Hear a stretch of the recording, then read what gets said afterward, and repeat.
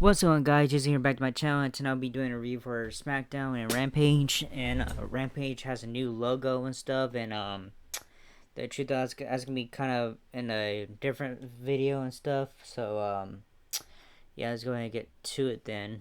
So we're gonna start with the the intro with then, now, forever together and all that stuff, and we look at some of the recaps and stuff, but gonna get to the show then. The Rock, backstage, we see The Rock pull up in a pickup truck. He hops out and puts on a cowboy hat. We see him start walking into the building with extra security guard, which is security behind him. Excuse me. Behind him, the camera cuts backstage, and we see Roman Reigns in the Bloodline walking the hallways with extra security behind him. Behind them. We then see Cody Rhodes walking the hallways backstage. Up walks Seth freaking Rollins, and the two begin walking together when they are stopped by his SmackDown general manager Nick Aldis. They smile and walk on as Corey Graves and Wade Barrett welcome us to the show. So yeah, inside the American Arena, American Airlines Center, we hear the familiar sounds of Logan Paul's theme music hits. Out comes the WWE United States Champion to a ton of boos from the Dallas crowd. He sells inside the ring and gets on the microphone to kick off this week's show. Logan talks about Dallas being a city of history for him. He says 2 years ago he marked the location of his first ever WrestleMania. He then mentions how tonight in Dallas is going to be big as well. The fans gave him the what treatment, and he says he's not doing that. They boo. He starts talking again, and they do it again. Okay. He said, "Oh, you guys suck," he says with a chuckle, as he realizes he has to continue whether they what him to death or not, which is exactly what they're going to do now. That he has called them out and taken a harsh stance against it. Paul calls himself the secret sauce of WWE's business boom, taking credit for the recent records broken in history making deals. You could say WWE is in its prime, he says. Before asking for a drum roll, he removes a cloth off the mat, and we see the logo for his Prime energy drink. He says his company Prime has made a deal to be the exclusive center ring sponsor for WrestleMania 40 and every other WWE Premium Live event from now on. He then continues, he says he wants to welcome to the Prime ring his partner KSI, the social media sensation influencer boxing star hops the barricade from the crowd. He joins him in the ring to a ton of boos. The fans then give him a loud USA treatment after Paul points out he came all the way from England to be here. He has a cameraman get on the apron to take a photo of the two Prime company leaders posing in front of the center ring Prime logo sponsorship. As they pose for the picture, the theme for Randy Orton plays. The Viper doesn't show up at first, but eventually appears in the ring behind Logan Paul and KSI. He goes for an RKO on Logan, but Logan barely avoids it and exits the ring. KSI is still looking at the entrance way for Orton to come out as Orton stands behind him. KSI does the slow turn and Orton blasts him with an RKO for a big pop as Logan watches on from the entrance stage. We see a cool blimp overhead camera shot of KSI laid out from the RKO right over the Prime Center ring sponsorship. Orton picks a Prime bottle KSI drops and takes a sip of it. "This is very good," he yells to Logan outside the ring before pouring it all over the unconscious KSI. The opening segment ends on that note. That was funny, man. I was laughing. Man, he RKO KSI and stuff. I was like, I was laughing, man. Alright, so we're going to go to the first match. Randy Orton and Kevin Owens versus Austin Theory and Grayson Waller. After the opening segment wraps up, Graves and Barrett promote Orton and Kevin Owens against Austin Theory and Grayson Waller in tag team action for tonight. We then head to a commercial break. When we return, we see the Triple H social media video touting WWE's video YouTube video YouTube passing 100 million subscribers. Back inside the arena, Kevin Owens joins Randy Orton in the ring for our first match of the evening. The duo of Austin Theory and Grayson Waller come out next, and the bell sounds to get this one officially off and running. Owens and Theory kick things off for their respective teams. Owens takes the early offensive lead. Theory, while controlling him in an arm bar on the mat, the prize fighter takes some time to yell to Waller on the apron. Nobody likes you, Waller finally tags in, and he and Owens stare each other down.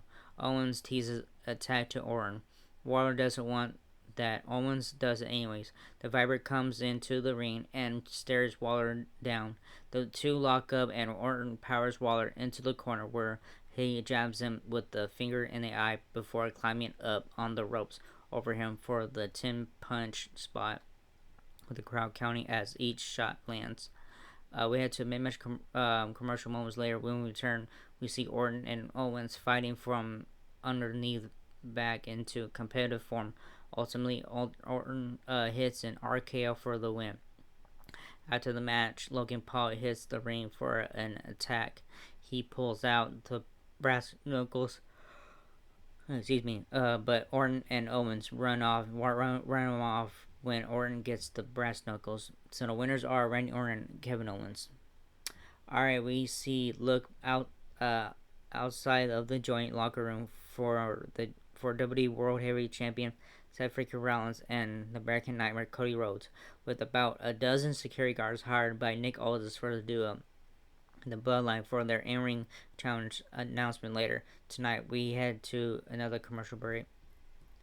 When we return, Graves and Barrett hype Bayley challenging Io Sky for the WWE Women's Championship at WrestleMania 40, and then show a video package looking at the history between Bayley and Io Sky.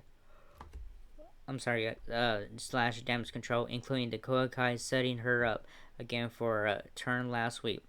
Back live, we see Bayley sitting down with Caleb Braxton for a one-on-one discussion. She mentions how she's hanging on by a thread after being betrayed so many times.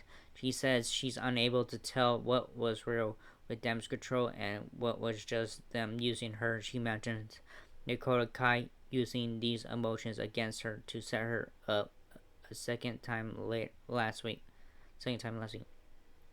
After that wraps up, we see Naomi watching a monitor and looking like she feels sorry for Bayley. Up walks Bianca Belair, who asks her why she feels bad for her. She says she's got what she deserved. Explains how she wasn't here the past year to see all the chaos she caused. She says Bayley made her bed. Naomi still isn't sure what to think. Alright, second match, we go ahead and go to Bobby Lashley versus Karen Cross. We head back inside the arena for our second match of the evening. We hear the sounds of the theme music for Bobby Lashley, and out comes the Almighty for a schedule one-on-one action. As he sells inside the square circle, we shift gears and head into a quick pre-match commercial break. When we return from the break, Karen Cross theme hits, and the Fallen Testament leader makes his way out, accompanied by Scarlett. The bell sounds, and off we go with this one. We see Lashley start off strong, but Cross takes over. Cross hits a big spot on Lashley on the floor, and Scarlett starts passionately sucking on his finger as we head into a mid-match commercial. As we saw back in from commercials, we see Cross has Lashley locked in an armbar in the middle of the ring. Cross continues to control the action until finally the Almighty comes to life on the floor, sending Cross violently bouncing off the ring post. Back in the ring, Lashley has Cross ready for a spear when the Authors of Pain hit the ring and attack him, which prompts the ref to call for the bell, putting an end to this match. The Street Profits hit the ring to make the save and help Lashley run off the Final Testament members. So via disqualification, Bobby Lashley. Alright, next match is Tiffany Stratton versus Mission. Backstage, we see Dragon Lee and Legado del Fantasma talk about Rey Mysterio Santos Escobar says he's dead and gone, and he's the future. He says Ligalo Del Fantasma is the future. They punk out Dragon Lee, shoving him on his ass. Angel crouches down and tells him he'll see him later tonight. Inside the arena, we hear the sounds of Tiffany Stratton's theme song. The fans pop, and out comes Stratton yelling, "It's Tiffy time." She sails inside the square circle for our next match of the evening, and as she goes, we head into a quick pre-match commercial break. When we return, we see the updated list of inductees for the 2024 class of the WWE Hall of Fame, which includes Paul Heyman, Bull Nakano, and the U.S. Express tag team of Barry Windham and Mike Rotunda. Back live, Mission is in the ring, finishing up her entrance. The bell sounds, and this one gets started. Started? Early on, we see some basic back and forth action, but within a minute or two, Stratton takes over and starts to dominate. She sets Mission and heads to the top rope, where she connects with the prettiest moonsault ever for the quick and easy victory. The winner is Tiffany Stratton. Alright, next match is Angel versus Dragon Lee. We shoot to a video package featuring AJ Styles talking directly into the camera. He mentions flying all the way to Australia to do what he did at the WWE Elimination Chamber Perth event, attacking LA Knight because he's an overachieving, untalented loudmouth. Styles says Knight doesn't even deserve to be here in the same locker room with him.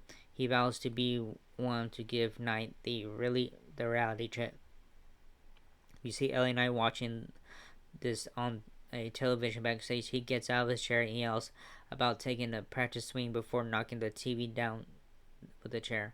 He continues to talk trash about Styles as he beats the TV up with the chair on the ground. Back inside the arena, the theme for Legado del Fantasma plays, and out comes the whole group for our next match of the evening, which will feature Angel going one-on-one against Dragon Lee. As the Legado del Fantasma member sells in the ring, we shift gears and head to a quick pre-match commercial break. When we return, we see Tyra Bate playing the WWE 2K24 video game backstage and trying to tell Pete Dunne about it, and the Bruiserweight isn't interested. Oh, excuse me. I'm sorry, guys. Back live inside the arena, the theme for Dragon Lee hits, and out comes the Masked Man, touted as the next coming of Rey Mysterio's. The bell sounds, or fresh off running with this one. Dragon Lee starts off well, but after Angel fakes a leg injury to draw the ref in and buy himself a breather, he capitalizes by attacking Dragon Lee and taking over and blasting him with the knee that knocks him through the ropes backwards, where he leans on his head on the floor. On that note, we head to a mid-match commercial break. When we return, we see Angel still dominating the action. Dragon Lee starts to take over, and we see Santos Escobar looking nervous at ringside. Moments later, Dragon Lee gets a roll-up for the win. As soon as he scores the 3 count, Legado del Fantasma hit the ring for a post-match attack. No one comes out to save and to make the save, and Dragon Lee is left laying. So the winner is Dragon Lee. Alright, segment time. Cody Rhodes and Seth freaking Rollins respond to The Rock, Roman Reigns challenge. So it's main event time, segment time, all that stuff, blah blah. But first, we see Damage Control backstage. They talk into the camera about Bayley's comments earlier. They then tell her they've been running things all along. They say it's always been Io Sky's era. She says Bayley claims she's gonna tear down Damage Control. She tells her to try it in the ring next week. Now we see SmackDown GM Nick Aldis walk up to the locker room for the Bloodline. The Rock and Roman Reigns aren't there. He asks the security guys where they are. We head to another commercial break for that. On that note, when we return, where Mysterio's return and Bayley versus Dakota Sky is announced for next week's SmackDown. Back inside the arena, Roman Reigns' theme hits, and out he comes, accompanied by the Wise Man, Paul Heyman, Solo Sikoa, and Jimmy Uso as the Bloodline sells in the ring as his music does now. Before he says, he says anything. The theme for The Rock hits, and out comes the WWE legend in another fancy $5,000 colorful vest. He sells in the ring and does his pose on the ropes. He then sells next to the Bloodline instead of with them per usual as his music dies down. Roman Reigns on the mic, Dallas, Texas. He stops. He in The Rock do the old Hulk Hogan and Randy Savage Mega Power handshake again, and then Reigns finishes acknowledge us. The theme for Cody Rhodes is before he can say anything else. Out comes the American Nightmare through the crowd. As he stops and soaks in the atmosphere, the camera shows Seth freaking Rollins in all black wearing dark sunglasses. Also, the crowd. That we shift gears and head to another mid segment commercial break. When we return, we see Cody and Seth settling into the ring. Heyman, Uso, and Sikoa head out to the ring's side area. The fans do the Seth Rollins sing along with no music playing as The Rock and Roman Reigns stand in the ring on one side and the other. One side, while Cody Rhodes and Seth Rollins stand on the other. Cody says he knows it's kind of tense. He says there's a lot of bad blood, but he still feels lucky to be standing in this ring. Cody says the four of them should take a moment and feel this in front of a sold-out crowd in Dallas, Texas. Cody brings up The Rock's challenge and asks if he has the authority to make the stipulation for it that he did. Cody says, just like this last week, he acknowledged Roman Reigns as his tribal chief. As Cody continues to talk, The Rock cuts him off. You shut your mouth and you walking emoji, you shut your mouth before you even start talking. As The Rock keeps talking, the fans cut him off with a loud diarrhea chant. Seth Rollins laughs off Mike loudly and dances around as the chant picks up momentum. The Rock repeats the challenge and Seth cuts him off. Now you shut your mouth, you Mr. Midlife Crisis. He tells Rock he had his time. He damn sure can't have theirs. He accepts the challenge. Reigns laughs and asks if he's gonna let this cross-dresser Seth make his decisions for him.